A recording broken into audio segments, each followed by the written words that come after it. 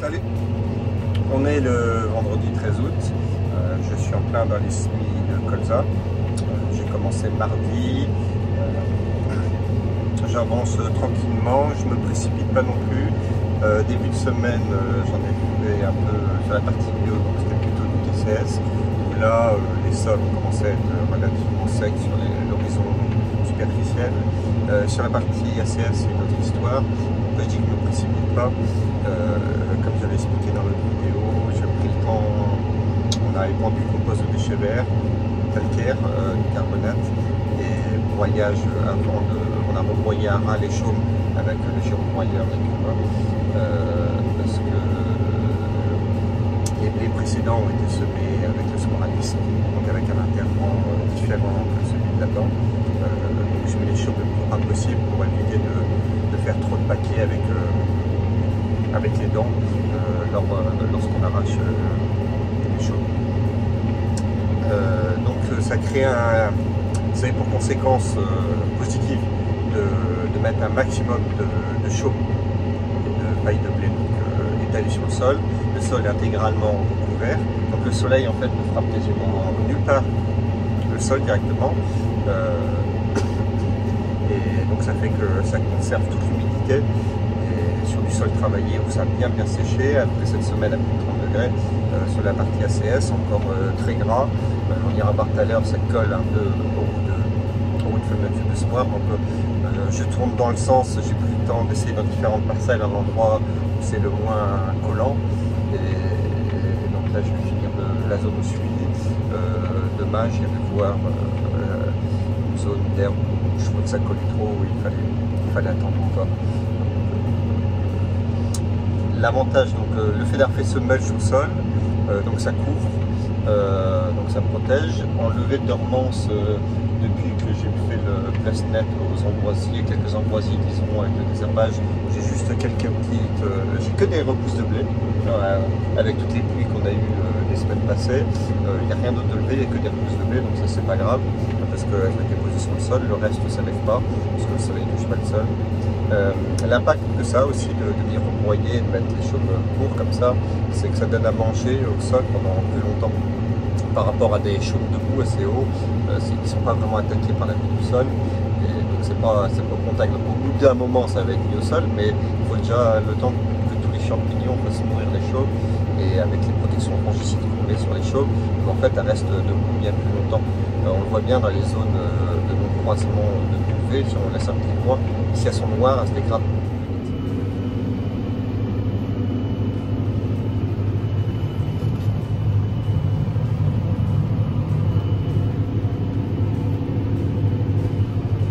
Ouais, depuis que j'ai déplacé le capteur de vitesse, là, depuis que j'ai monté les disques, il faut que je le recalibre, je suis obligé de diminuer de 10% la dose, parce qu'il estime mal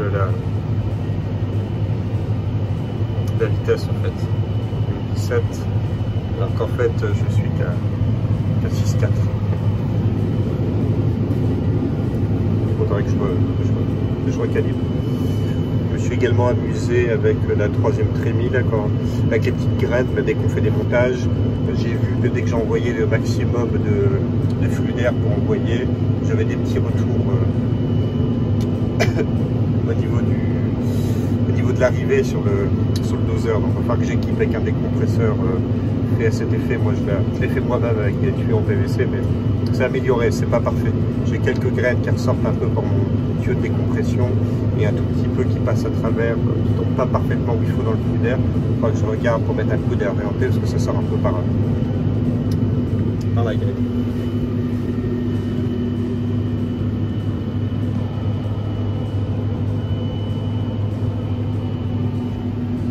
La parcelle est quasiment finie là. On va aller voir ce que ça donne. Je vais vous montrer un peu les semis.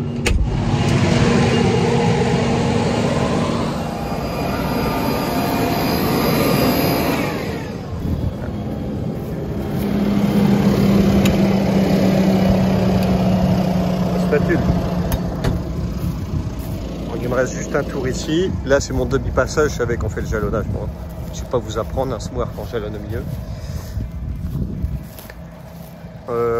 Ici ça avait été semé un peu à la dent. J'avais une toute petite partie de cette parcelle c'était un précédent tournesol, j'avais essayé de semer là-dedans, mais ça faisait un peu trop de tas à l'époque. Donc j'avais fait le premier tour, le quatrième tour, et puis j'avais commencé à semer par là, et c'était une nuit, j'ai vu qu'à chaque fois que je levais au bout, il y avait des tas de tournesol au bout, donc j'avais arrêté.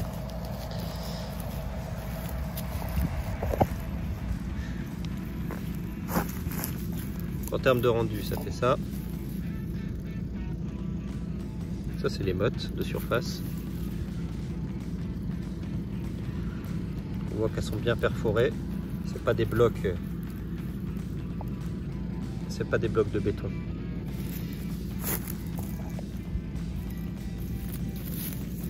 Donc là, il y a peu de chances que j'arrive à vous monter les graines, parce que pour trouver une graine de colza dans un sillon comme ça où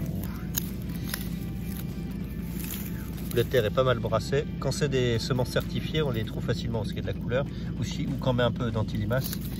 Et là, ça risque de pas être le cas. Normalement, je suis réglé à peu près 3 cm. Mais bon. Bougez pas, je vais essayer de tenir le téléphone.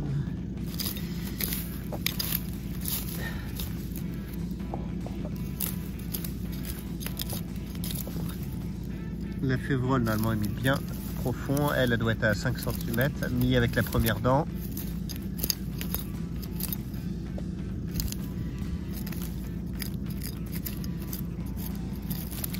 Pas évident à trouver.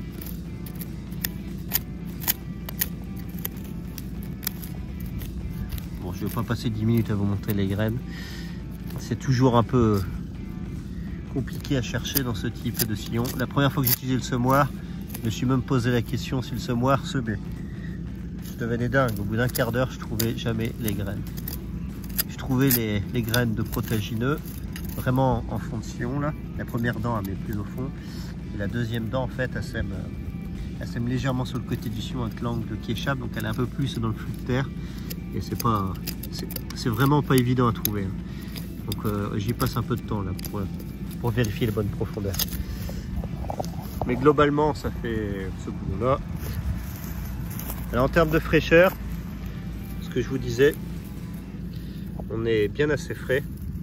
Donc ça, c'est une motte de surface. Si on l'écrase là, ça colle bien à la main et on peut faire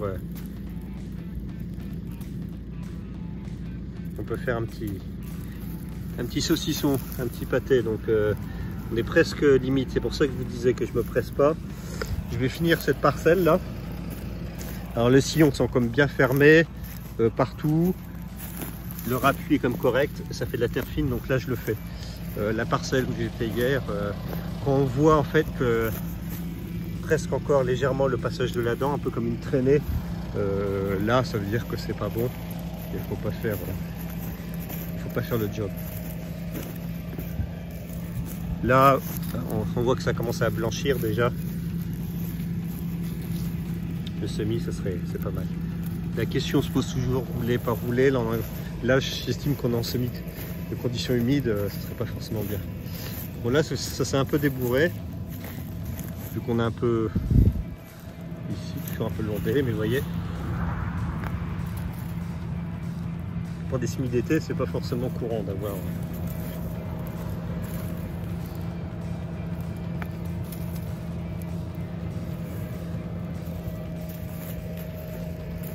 Ce que j'aime avec ce semoir, là, il bouge. C'est pas le semoir qui bouge le moins le sol, hein, je vous l'accorde. L'avantage que je le trouve, c'est que tous les entrées de champ comme ça, où j'étais obligé de rentrer avec mon camion pour poser le caisson, on rentre avec la batteuse pour poser la coupe. Il y a des moments où on n'a pas le choix, on est obligé de faire ça dans le champ. Donc là, ici, c'est des zones vraiment très dures, comme les passages du pulvé et ainsi de suite. Je serais arrivé avec mon semoir à disque, là, il serait même pas rentré dans le sol, où il aurait juste rayé l'endroit. Et bien là, en fait, il crée comme de la terre fine à cet endroit-là. Et les graines sont quand même posées dans un lit de semences correct. Et je dis pas que le sous-sol est forcément top. Il faudrait idéologiquement venir avec un déchômeur à dents, avec des dents vraiment fines, c'est-à-dire pour venir créer de la structure de manière verticale mais non horizontale, c'est-à-dire pas bouleverser les horizons, juste que ça rentre un peu fissuré, descendre à peut-être 15-20 cm, mais sans bouleverser. Là, ça serait, idéalement, il faudra peut-être faire ces zones-là. Mais je verrai, normalement, je sais que quand j'arrive à implanter un couvert ou un colza comme ça très tôt en saison, si on laisse une plante qui reste vraiment longtemps en terre, ça arrive comme à recréer de la structure. Là ici, la graine n'aura pas de mal à germer. Je ne dis pas que le pivot sera aussi joli que dans le reste de la parcelle, mais ça va lever, je suis confiant. Par exemple, là on prend un passage de pulvé où je suis passé de nombreuses fois, surtout j'utilise ce champ pour traverser, pour aller dans d'autres parcelles. On le voit d'ailleurs parce que là ça a plus de mal. Et il y a quand même un peu de terre fine. Mais bon, c'est pas idéal non plus. Alors, on a l'impression que ça travaille l'intégralité du sol. Et la partie là, mais en fait, c'est que ça projette, c'est l'effet d'ombre. En fait, toute cette partie-là n'est pas touchée. Allez, je continue à semer. J'ai bientôt fini, je vais passer à la parcelle d'après. En parlant d'essai, la parcelle où je suis, j'ai donc fait une zone, j'ai fait 3 hectares d'hybride en pur, de l'ambassadeur, pas en pur. Il est quand même avec les associés, là-dessus ça ne change rien. Au lieu que ce soit mon mélange variétal habituel, que je fais depuis ma 3e année, là je vais faire un hybride en pur. Et je vais également faire du bambou en pur à l'endroit, pareil sur 3 hectares. Et tout le reste de la parcelle avec mon mélange classique. Et le but, ce sera de voir si une différence de comportement, de vigueur de départ par exemple, je suis censé la voir avec l'hybride, mais ça reste la théorie. Donc je vais voir le comportement tout au long de la prochaine campagne et également à la moisson en termes de rendement et de qualité, enfin qualité, je ne verrai pas, mais voilà, du rendement. Donc le but, tout ça c'est l'objectif, comme d'avoir une cartographie de rendement à la prochaine moisson.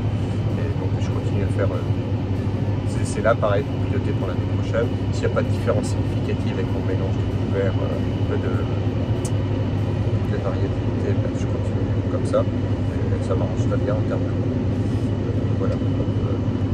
Toujours continuer à faire des tests tous les ans. C'est ce que quand je parlais du jour, ben là je l'ai fait. Donc j'ai mis des jalons un peu partout.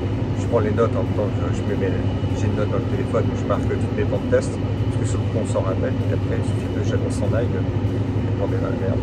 Donc là, dans cette parcelle, il y a toute une bande avec les légumineuses annuelles. Après, il y a une variété. Après, il y a une autre variété en pur. Et tout le reste de la parcelle sera en mélange. Au niveau du semis, donc qu'est-ce que je mets dans la première trémie principale, donc j'ai le mélange colza avec les associés. Donc je vais être à 2,2 kg, 2,4 kg de colza hectare, avec 5 kg de lin, 5 kg et 2 kg de sarrasin. Cette année, j'ai arrêté de mettre de la lentille parce que c'était vraiment coûteux et ça, dans mon terroir, la lentille ne suffisait pas et elle pivotait, elle était vraiment en dessous. Le reste des plantes marchait tellement bien qu'au final, ça ne fait rien. Dans la 3e trémie, j'ai la fait pas le grand solo. Je la sème à quasiment 90 kg hectare. Voilà. Au niveau fertile, devant dans la cuve frontale, j'ai 14,48, je mets ça à 100 litres hectare sur la ligne. Et dans la 3e trémie, celle-là, je continue des tests avec un mélange de plantes légumineuses pour faire un couvert annuel. Les autres années, j'ai fait des essais avec de la luzerne. Donc là, cette année, pour monter les chances de réussite et pour voir un peu qu'est-ce qui marche et avec les conseils de mes collègues, c'est un mélange de trèfle blanc nain, de tigre ondulé et lucerne flamande. Je vais faire quelques bancs de tests dans différentes parcelles, dont une parcelle en complet. Je verrai l'impact sur le désherbage, l'impact sur le rendement, pareil au niveau des plans de fertilisation. Donc je fais différentes bandes à différentes zones pour faire des observations et voir pour piloter ma façon de faire des années suivantes. Comme ça sert à rien d'en faire 25 hectares comme ça, je fais des bandes de 24-48 mètres, genre d'un hectare au milieu des parcelles, et comme ça permet de bien faire ces différences aussi, de manière manière générale, je fais toujours des essais localisés avant de généraliser une pratique. On n'est pas sûr de notre poids. Donc, je disais, on a un bon mulch présent sur le sol qui protège de l'évaporation tant qu'on n'a pas de spade. Une fois que je serai passé ce mec là-dedans, ça va écarter en bonne partie cette paille. Donc là, la lumière vient taper sur le sol. Donc là, ça va évaporer plus. Donc, quand ça met là-dedans, on fait plus d'évaporation sur la ligne de semis que le semi-disque. Ça, c'est un fait reconnu. L'avantage que ça aura là, c'est quand même très très frais, grand. Ça va sécher plus vite, ça va blanchir le semis. La roue de fermeture appuie bien, donc le sillon est bien appuyé, donc la température va venir, le soleil va venir taper sur le fond de sillon, et là ça va être pas mal pour la levée.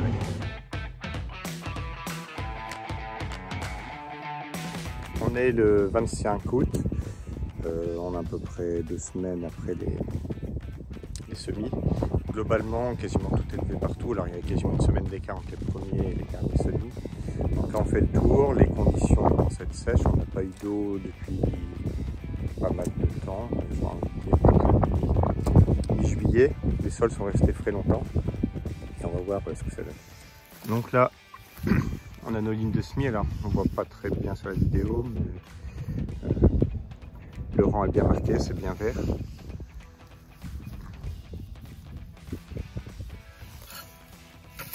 On a toujours ce mulch de paille qui est présent sur l'interrang. Donc on a le sarrasin, les févroles, le fenugreek. Et sur ces bandes ici, là on a la triplette lotier, luzerne, trèfle qui lève aussi. Alors on a des petits dégâts principalement sur les colzas.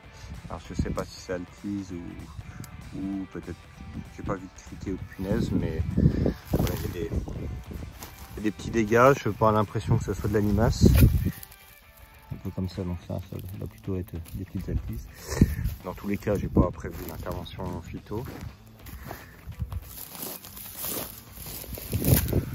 Je trouve souvent, alors comme je sème assez clair le colza en direct à la dent, je suis autour des 2,2 kg à peu près. Donc 2,2 kg, 2,4 kg. Au début, j'ai souvent l'impression qu'il n'y a pas beaucoup de pieds. Mais en fait, c'est souvent largement suffisant. Donc, surtout que le retour des pluies, ça fait souvent germer peut-être les quelques graines qui sont retrouvées parfois au milieu de petites mottes comme ça. Donc au niveau précipitation, les sols commencent à être vraiment secs dans le secteur. Il n'y a pas beaucoup de colza de semer d'ailleurs, parce que la plupart des gens étant en TCS, l'ordre normal des choses a fait qu'ils sont passés au moins deux passages pour affiner et mélanger les pailles de blé ou d'orge. Et ça fait que ça a bien séché. Nous-mêmes, on a tout petit peu de colza en TCS en bio et ça a bien séché. Alors j'ai semé immédiatement après le dernier passage le plus profond possible avec le Smorradis, mais je suis pas sûr que le vaisseau Moselle, que je vais le voir. Donc là, le sec est en train de descendre au niveau des horizons. Alors normalement, l'avantage c'est que tout ce qui est levé là, l'enracinement va suivre un peu le sec. Et normalement, ça ne devrait pas trop poser de soucis. Et là, ils annoncent encore des journées entre 14 et 25 pendant une dizaine de jours. Donc vraiment aucune précipitation à venir. Et on va regarder où se situe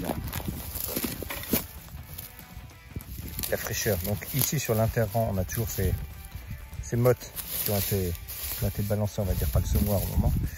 En fait, toute cette partie-là n'est pas touchée, elle est vraiment couverte.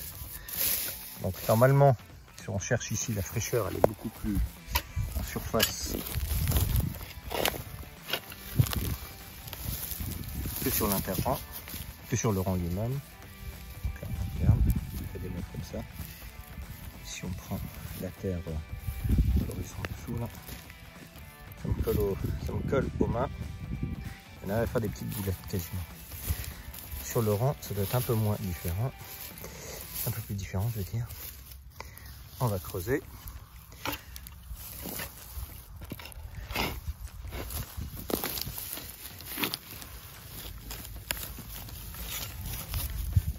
Donc là on arrache. On voit que le sec est un peu plus profond. Là il a descendu au moins ici avec le passage de là-dedans.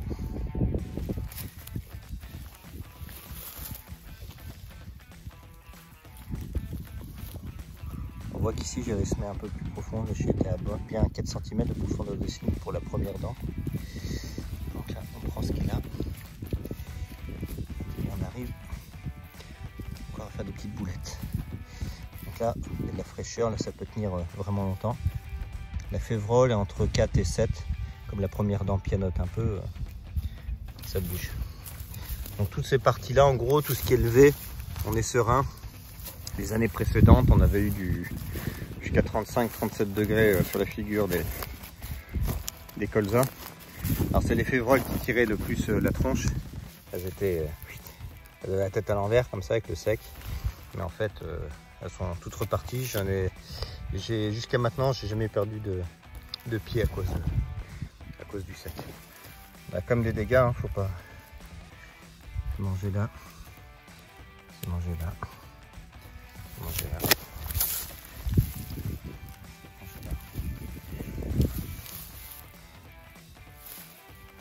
J'ai pas encore mis en place les bassines, j'essaie de prendre quelques jours de